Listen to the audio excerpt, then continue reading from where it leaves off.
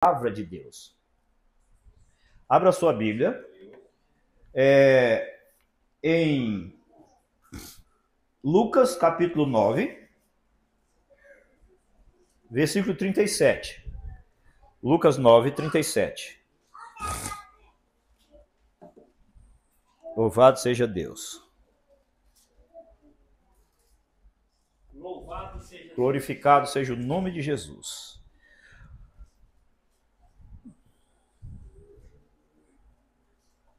Lucas 9, 37 diz o seguinte: E aconteceu no dia seguinte que, descendo eles do monte, lhe saiu ao encontro uma grande multidão. E eis que um homem da multidão clamou, dizendo: Mestre, peço-te que olhes para o meu filho, porque é o único que eu tenho. E eis que um espírito o toma, e de repente clama, e o despedaça até espumar, e só larga depois de o ter quebrantado. E roguei aos teus discípulos que o expulsassem, e não puderam. E Jesus respondendo disse: Ó geração incrédula e perversa, até quando estarei ainda convosco e vós sofrereis? Trazei-me cá o teu filho.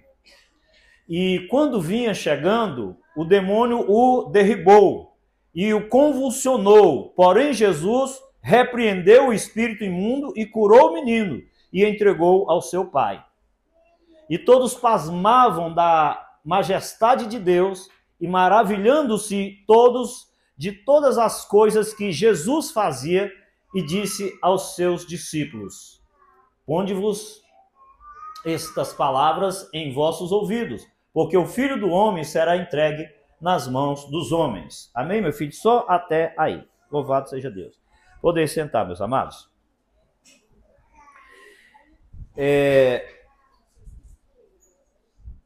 Nós estamos diante de um texto que tem como pano de fundo Mateus, capítulo 9, versículo 35 a 38. Esse texto, ele mostra a compaixão de Jesus pelas multidões e a grande necessidade de colaboradores para a seara do Senhor. Então, nós estamos inseridos nesse contexto, aonde Jesus se compadece e, ali no capítulo 10 de Mateus, eu não vou para lá, mas ele separa os seus discípulos, 12 discípulos, capacita os seus discípulos, dando a eles virtudes para curar enfermidades, para repreender demônios, expulsar espíritos imundos das vidas, e envia os seus discípulos a realizar a obra de Deus. O Evangelho, que é o quê? Qual é a obra do Senhor na terra? Primeiro, desfazer as obras do diabo. A palavra de Deus diz que o Filho do Homem, Jesus, ele veio para desfazer as obras do diabo. Olha que coisa especial já tem isso aí. O que o diabo veio para fazer? Para destruir vidas. Para lançá-las. Aqui a gente viu, nós estamos diante de uma situação em que Satanás estava arrebentando com a vida de um jovem. Nós vamos acompanhar. Acompanha esse texto comigo. E aí Jesus veio e fez o quê? Desfez aquilo que o diabo fez. Porque esta é a obra de Jesus. Então, veja bem, por que a Bíblia diz que Jesus veio para desfazer as obras do diabo? Quem foi que trouxe o pecado ao mundo, que apresentou a Adão e Eva? Não foi o diabo? E Jesus morreu crucificado para quê? Para desfazer essas obras de todas as obras do diabo, inclusive a morte espiritual. Amém? Então, o que acontece aqui? Jesus havia enviado seus discípulos para cumprir a missão. Então, os seus discípulos estavam ali não por conta própria, não para passear, não para simplesmente visitar alguém. Eles estavam ali em uma missão específica. Jesus havia enviado os seus discípulos e antes de Jesus enviar, Jesus capacitou os seus discípulos. Ok? Então, nós vamos acompanhando aqui. Olha o que diz. E aconteceu no dia seguinte que, descendo eles do monte, lhe saiu ao encontro uma grande multidão. Irmãos, nós nós vamos observar aqui no capítulo 10, bota o versículo 1 do capítulo 10, que você vai ver que Jesus havia capacitado. Porque de repente a gente fica assim, peraí, se os discípulos estavam capacitados, o que aconteceu? Aconteceu algo inesperado. Veja aqui, ó. E regressando, não, capítulo 10, volta, Lucas 10, 1. Lucas 10, 1.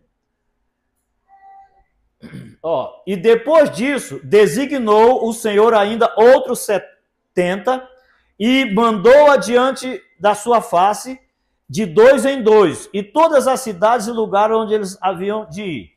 É Mateus 10, meu filho, Mateus 10. É isso? É Mateus 10, Mateus 10, 1. Vamos lá, a gente chega lá. E chamando os seus 12, agora sim, discípulos, deu-lhes poder sobre os espíritos imundos para os expulsarem e para curarem todas as enfermidades e todo mal. Segura nesse versículo aí. Espera aí. Os discípulos de Jesus Cristo haviam recebido poder de Deus, virtude de Deus, para fazer a obra de Deus.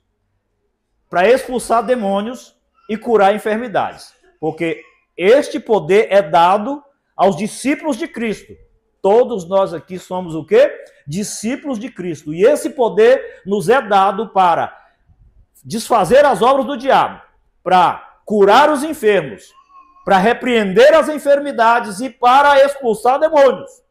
Este é o poder de Deus. Se eu tenho um título para esta mensagem é: use o poder de Deus. Os discípulos estavam com esse poder nas mãos. Amém? Então vamos lá. Voltando aqui para Lucas, o que acontece aqui então?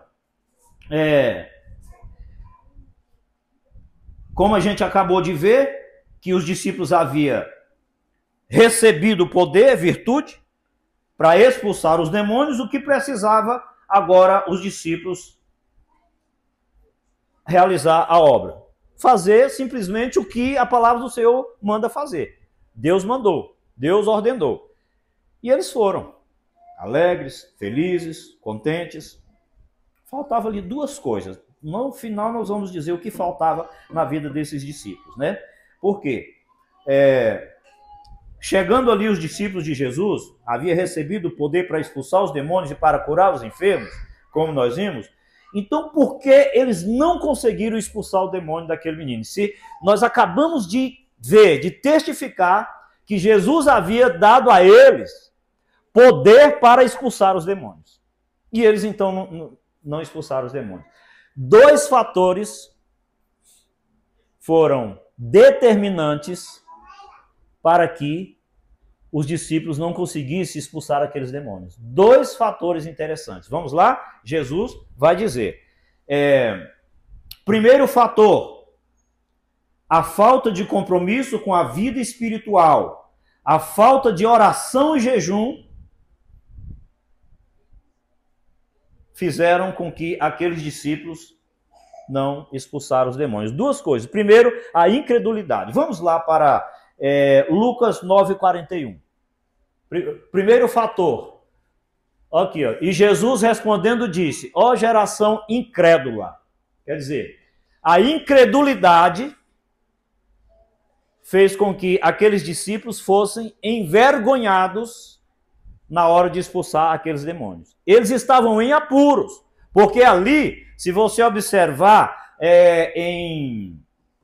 aqui em Marcos também, porque esse texto ele está em Marcos capítulo 9, versículo 14, nós vamos ver que tinha uma multidão ali, ó, Marcos 9, 14. E quando se aproximou dos discípulos, viu ao redor deles grande multidão, e alguns dos escribas estavam ali disputando com ele. Aqui, olha o problema aqui. O que acontece com os discípulos agora?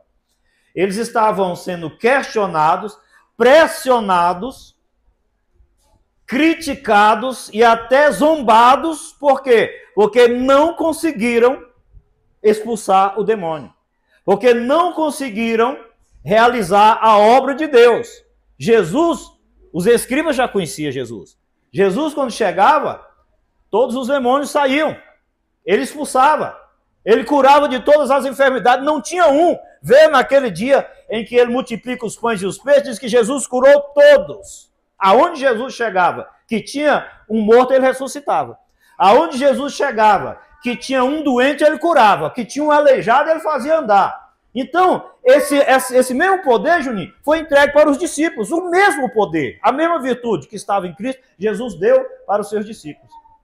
Mas um fator chamado incredulidade, a Bíblia diz que aquele que duvida não alcança coisa alguma. O homem que duvida, ele é semelhante às ondas do mar, que é levado de um lado para o outro. É a dúvida. Não pode duvidar do poder de Deus. Se sabemos que o Senhor faz, a Bíblia diz que aquele que se aproxima de Deus deve aproximar crendo com confiança de que o Senhor é galardoador. E não um simples fato de entrar na presença de Deus e viver uma vida rasa espiritualmente como se não tivesse o poder de Deus. Nós temos o poder de Deus. Use o poder de Deus. Use o poder de Deus. E esse poder, ele é estrondoso. Nós falamos no início aqui de guerras que foram vencidas só pelo louvor. Você quer vencer guerra na sua casa? Adore a Deus. Coloque hinos de louvor a Deus. Cultue a Deus. Faça da tua casa o altar de Deus. Faça do teu coração o altar de Deus e tu terás vitória. Agora, como os discípulos vão para um lugar, tendo o poder de Deus, tendo recebido o Espírito de Deus, e age como se não tivesse o poder de Deus. Não crendo nas promessas do Senhor. E ali estava agora o que? Os escribas. E aí, rapaz? Disputavam. A Bíblia diz que eles estavam disputando, ó, né? Grande multidão e alguns escribas disputavam com eles. Por quê? Porque um homem levou o seu filho e colocou na presença deles e nada aconteceu. Não teve o milagre. Então, irmãos, o primeiro fator foi incredulidade. O segundo foi a falta de compromisso com a vida espiritual. Esse pega. Marcos 9, 28 e 29. Vamos lá? E Marcos 9, 28. E quando entrou em casa, os seus discípulos lhe perguntaram à parte: por que não podemos expulsar o demônio? Por que a gente não conseguiu expulsar? E Jesus falou: esta casta não pode sair com coisa alguma a não ser com jejum e oração. Existe vida de crente sem jejum e oração? É churrasco, é banquete, é comida, é festa, é tanta coisa. E vai passando um dia, um mês, 2 meses, 1 ano, 2 anos, e a vida é desse jeito. E na hora de expulsar um demônio, cadê? Cadê o compromisso com a oração? Não ora. Jesus, no meu pensamento, não precisava orar. Mas para nos dar o exemplo de que nós precisamos ter uma vida de oração, ele passava madrugadas orando diante de Deus de tal maneira que os discípulos dormiam. E ele voltava: mas vocês já estão dormindo, rapaz? Nenhuma hora vocês podem ficar em oração. Era por isso que eles não expulsavam o demônio, gente. Porque eles não tinham vida espiritual, não tinham compromisso com a oração e com o jejum. E esse fator também fazia com que eles nem sequer acreditassem em expulsar o demônio. Talvez um olha para o outro de barriga cheia: jejuou esse mês? Não. Essa semana? Não. Ih, rapaz, tem tempo que eu não jejuo, tem tempo que eu não oro. E agora? Vamos expulsar o demônio? Mas na mente deles o acusador já estava: não vai sair. Por quê? Porque não jejua, porque não ora, não tem vida espiritual, não tem compromisso com Deus, não crê no Senhor. Pastor, os discípulos estavam em pecados? Não. Ninguém está dizendo que os discípulos estavam em pecado e nem acusando ninguém não está em pecado. Não é a questão de estar em pecado. É falta de virtude, falta de poder que se busca na oração e no jejum, no quebrantamento da carne. Na oração, pelas madrugadas, no jejum, vida espiritual. Os discípulos precisavam disso. Pastor, mas isso é um problema crônico? Não é, isso pode ser curado. Esses mesmos discípulos, depois que Jesus partiu, eles vão no templo, na porta do templo chamada Formosa, e cheio do poder da virtude de Deus, da oração, um homem aleijado lá, um homem doente, me dá uma esmola, dinheiro a gente não tem, mas o que eu tenho, o que é que ele tinha hoje? Virtude e poder de Deus, de fé. O que eu tenho eu te dou, em nome de Jesus, levanta e anda. Aí o homem levantou na hora.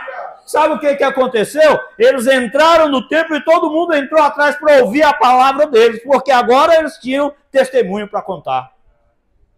Nesta ocasião aqui, os escribas e fariseus ficaram apontando, criticando, disputando com eles, porque eles não conseguiram fazer a obra. Mas na outra ocasião, todo mundo entrou. Quem é que não queria ouvir os dois pregadores que ia pregar no culto da noite, que na entrada já curou um aleijado? Quem é que não quer ouvir um pregador desse? Que lá já cura o porteiro que está aleijado. Vocês estão entendendo a diferença que há? Isso aconteceu na vida de discípulos separados por Cristo. Não pode acontecer na minha vida, irmão. Se eu orar, se eu jejuar, se eu consagrar a minha vida ao Senhor, irmãos, vai acontecer tanto milagre no seio da minha família, na minha vida, na vida daqueles que chegarem perto de mim serão transformados. Como é que eu vou transformar vidas? Como é que eu vou salvar vidas? Irmãos, este fator foi determinante. Eles estavam em dificuldade em convencer os escribas, né, que Jesus era poderoso. Como é que eles agora, Rafael, iam conseguir convencer os escribas que Jesus era poderoso e que o evangelho era verdadeiro e que a obra de Deus eles estavam fazendo, se eles não fizeram acontecer? Vocês entenderam a dificuldade que existe na vida daquele que quer? Eu sou crente. Eu pertenço a Jesus. Eu sou de Deus. Mas não consegue orar, não consegue jejuar, é de barriga cheia o tempo todo, não consegue sequer se separar para Deus um momento do seu dia, irmãos. Que tipo de crente nós somos? Que geração de crente nós somos? Sabe o que Jesus falou? Geração incrédula. Geração incrédula. Jesus chamou aquela geração de incrédula. Jesus chamou aquela geração de incrédula. Por que Jesus chamou aquela geração de incrédula? Os dois fatores que estão no texto. Não crê e o demônio só sai se for no jejum e na oração. Só jejum e oração. Vocês estão entendendo? Olha o que acontece para a gente usar o poder de Deus. A gente recebeu, pastor, quem tem o poder de Deus? O Espírito Santo é fraqueza? Todo crente, quando levanta a sua mão, ele não recebe o Espírito Santo? E o que é isso?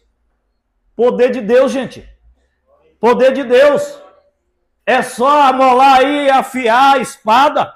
É só carregar aí a carabina. É só colocar bala aí no fuzil. Já tem o fuzil na mão, já tem o poder na mão. Crê no Senhor Jesus, não duvide do poder de Deus. Crê no Senhor. Consagre sua vida ao Senhor. Ore ao Senhor. Sabe por quê? É interessante, eles não conseguiram expulsar o demônio do rapaz ali, né, no versículo de número 14. Vamos lá para Marcos 9, 14. Né? Olha aqui. E quando se aproximou dos discípulos, viu ao redor deles grande multidão e alguns escribas que disputavam com eles. Vamos lá, novamente. E logo da multidão, vendo, ficou espantada, correndo para ele e o saudaram. Jesus chegou no momento e perguntou aos escribas que discutiam. O que é que vocês estão discutindo? Aí, um da multidão respondendo disse: mestre, eu trouxe meu filho que tem um espírito mudo e este, onde quer que o apanhe, despedaça e ele espuma e range os dentes e vai se secando. E eu disse aos teus discípulos que o expulsasse e não puderam. Segura aí. Irmãos, a necessidade dos que clamam. Por que eu tenho que ter virtude de Deus na minha vida? Por que eu tenho que ter o poder de Deus na minha vida? E não simplesmente achar que basta eu ser crente e está tudo bem. Por que, Raul, que eu preciso do poder de Deus na minha vida? Porque a necessidade dos que clamam não pode soar aos nossos ouvidos como algo sem importância, sem valor. Presta atenção nessa frase. A necessidade dos que clamam não pode soar aos meus ouvidos como algo sem importância e sem valor. Imagina que para mim não é importante, talvez. Mas imagina, para um pai que vê o seu filho arrebentado pelo diabo, açoitado de forma a espumar pela boca, a lançar o seu filho no fogo e na água, chegar precisando ser liberto e voltar do mesmo jeito. Tá, então eu vou levar mais profundo agora, já que você não conseguiu imaginar direito. Imagina se esse filho é o seu filho. O seu filho que está sendo açoitado pelo diabo, jogado dentro do fogo, talvez a pele daquele menino já estava toda queimada, talvez não, porque a Bíblia no texto diz que o Satanás jogava ele dentro do fogo e na água, e despedaçava. Irmãos, vamos para esse texto ele é profundo, é o de Lucas que diz que ele despedaçava, e eis que um espírito, no versículo 39, um espírito o toma e de repente clama e despedaça. Na minha versão diz que ele despedaça. Nessa aí tem? Lucas 9, 39. 39. E eis que um espírito toma e de repente ele clama e despedaça. Imagina o seu filho sendo despedaçado. Seu filho sendo despedaçado. E você vai procurar ajuda, e o crente não orou e não jejuou, e você sai sem resposta. Você está vendo a responsabilidade nossa? Ver meu filhinho sendo lançado no fogo. Irmãos, o meu filho caiu dentro de uma cisterna, eu desesperado, eu pulei, rasguei as mãos, fiquei sem carne nas mãos, e busquei lá embaixo o meu filho desesperado. Imagina o seu. Desde a infância. Esse homem estava sofrendo ou não estava? Ele precisava ser atendido ou não precisava? Quem tinha o poder de Deus nas mãos tinha que usar ou não tinha? Vamos lá? E de repente clama e despedaça e espuma e só larga depois de ter quebrantado. E eu roguei aos teus discípulos que o expulsasse e não puderam. Quer ver? E Jesus respondendo diz, não, a outra parte onde Jesus diz assim, desde quando isso acontece? Ele diz, desde a infância. Já orou por um filho doente? Uma vez a minha filha ficou internada no hospital 4 dias. E eu fiquei do lado dela e só podia ficar eu e a Estel o tempo todinho do lado da minha filha ali com aquele tanto de agulha enfiada ali na minha filha. E vinham os guardas do hospital e eu corri, escondia no banheiro e fiquei ali, não consegui sair de perto da minha filha. Já passou por situação de um filho doente? Né? Até a agulha que você vê enfiando no seu filho dá vontade de chorar, não dá, Lelê? Um filhinho, uma criancinha nossa ali, dá vontade de chorar? E agora o diabo despedaça, joga no fogo, joga na água, e esse homem clamando, desesperado, Senhor, ajuda o meu filho, me ajuda. Senhor, tem misericórdia do meu filho. Senhor, me ajuda. Porque os seus discípulos, os crentes, não conseguiram fazer nada. Não me ajudou. É terrível. É terrível, gente. A necessidade daqueles que clamam aí fora, arrebentados pelo diabo. Não pode, o grito deles, o clamor deles, não pode soar aos nossos ouvidos como algo comum. É um grito de socorro e nós precisamos socorrer os doentes. Ir visitar. Pregar a palavra, pregar a libertação, porque o diabo arrebenta vidas mesmo. Ele veio para isso, para arrebentar. Olha aí, a Bíblia diz que ele fazia tudo, esse demônio, ele jogava o menino no fogo, na água e arrebentava. A criança ficava espumando ali, desde a infância. Tem gente que acha que o diabo não faz. Gente, o mundo espiritual é real. O mundo espiritual é mais real do que o mundo físico. Porque é para a eternidade, é para ele que nós iremos viver na eternidade. Olha, nós devemos viver no mundo físico como se fosse o último dia, porque o mundo espiritual é a eternidade. Hoje ainda os demônios arrebentam com vidas. Maltratam pessoas. e o Espírito de Deus foi entregue à igreja do Senhor, a virtude do Senhor, o poder de Deus está sobre as nossas vidas. Use o poder de Deus, vamos usar o poder de Deus, vamos nos preparar para usar o poder de Deus em nossas vidas. Nós vamos nos preparar. Vocês não sabem a ideia, o alívio, a libertação que é uma pessoa possessiva de demônio ficar livre desse mal. Isso é grande. Isso é grandioso. Isso é glorioso. Um demônio sai de uma pessoa. Porque o demônio, na vida de uma pessoa, ele não faz só isso aqui não. Ele traz doença, traz pobreza, traz miséria, traz vida, né, sem valor. Traz... Você não vê pessoas... Eu vejo pessoas andando aí na rua que já foram crentes. Tem um jovem aí que mora ali para baixo, que era da mocidade na Assembleia de Deus. Você vê ele hoje comendo lixo por aí. Pastor, o que foi? Demônio que fez isso. Demônio fez isso. Agora imagina um crente chegar simplesmente e expulsar esse demônio. Aquela vida, aquela alma, o alívio. Quando você chega no médico, que o médico passa uma medicação que às vezes nem cura, já tira toda a dor, você já volta todo sorridente, todo alegre, todo feliz, né? Imagina uma pessoa que está sendo jogado no fogo, jogado na água, despedaçado, espumando pela boca, nunca mais sofrer isso, e agora ser um jovem normal e trabalhar, namorar, casar e viver uma vida. Use o poder de Deus, é para isso que Jesus nos deu virtude, o poder dele.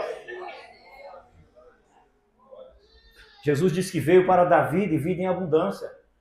E aí, aquele homem, então, recebe este grande milagre. Marcos 9, 17 e 18. Lucas, a gente já vê aqui, né? Ele respondendo, mestre, eu trouxe e eles não puderam fazer nada. Aí, meu filho,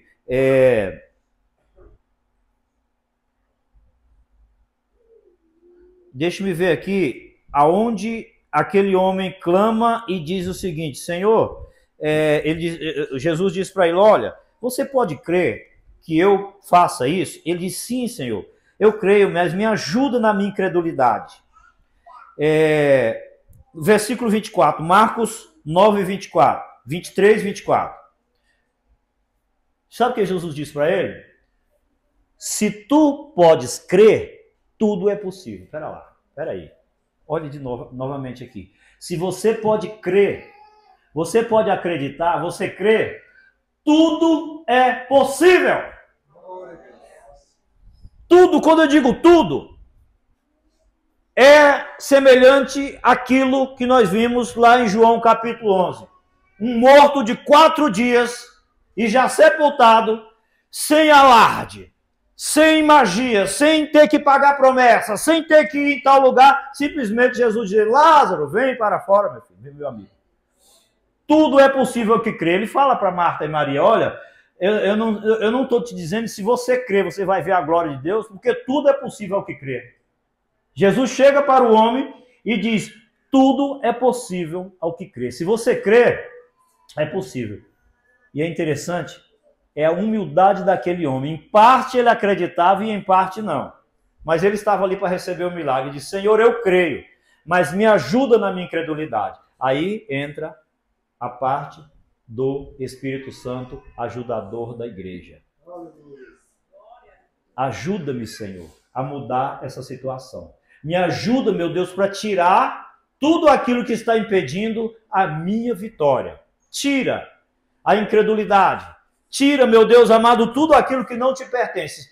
Ajuda-me, Senhor, ajuda-me. Irmãos, nós temos como ajudador nada mais, nada menos do que o Espírito Santo. A igreja de Jesus, ela conta com o poder do Espírito Santo. Nós temos o Espírito Santo para nos ajudar. Então, por que sofremos tanto? Porque, né, os discípulos não estavam ali com o poder de Deus e estavam sofrendo e sendo envergonhados? Estavam. Aí Jesus disse, falta de compromisso com a vida espiritual e incredulidade. No texto, revela tudo isso. Vamos ter compromisso com a nossa vida espiritual e vamos acreditar no nosso Deus?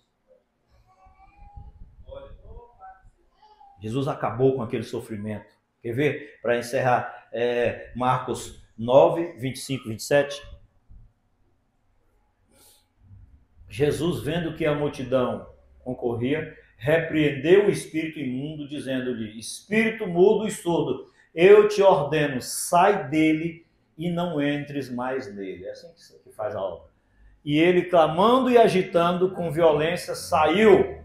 Pode gritar, mas quando o Senhor ordena, quando o Senhor chega, quando a vitória chega, já era. E ficou o menino como morto, de tal maneira que muitos diziam que estava morto. Porque o espírito foi embora, o menino caiu ali. Mas ele vai ressurgir para uma nova vida, quer ver? Mas Jesus, tomando pela mão, ergueu ele e levantou. Pronto. Oh, glória a Deus. Jesus, tu és maravilhoso, Senhor. Jesus, tu és o Deus da minha vida.